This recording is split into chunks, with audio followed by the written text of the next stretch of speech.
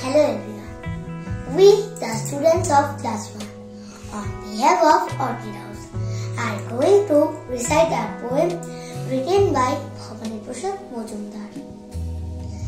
দিল্লি থেকে বিল্লি এলে দুধের মতো সাদা, কলকাতার এক কাঠবিড়াল বললে তাকে, দাদা আসুন বসুন, কেমন আছেন, বাড়ির খবর ভালো।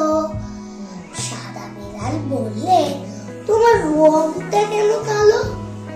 কালো বিড়াল বললে, শুনুন রাখুন আগে বেড়ে, আমি যখন জন্মেছিলাম চলছিল লোডশেডিং।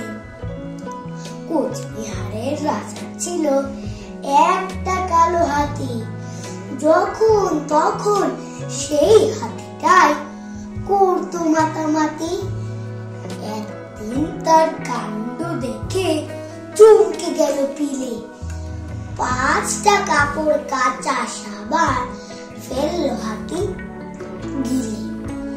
পরদিন কি ঘটলো ব্যাপার বলছি শোনো দাদা, সাবান খেয়ে কালো হাতির বাচ্চা হলো সাদা। রামুর সাথে দামুর সেদিন হঠাৎ হলো দেখা, বললে দামু, শোন রে রামু, চললি কোথায় একা? 9 মাস বাদে দেখা হলো, কেমন আছিস?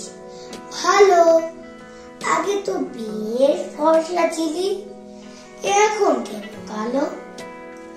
বললে রামু, কেমন করে রং হলো শোন ময়লা, আগে বেচতাম ময়দা আমি, এখন বেচি কয়লা। সেদিন ভোরে বললে পোকা, বলতো ভেবেই হাদা, রাত্রে ফোটা ফুলগুলো সব হয় কিভাবে সাদা? বললে হাদা, হায় রে গাধা, এ তো সবাই জানে, অবাক হয়ে তাকিয়ে কেন থাকিস আমার পানে?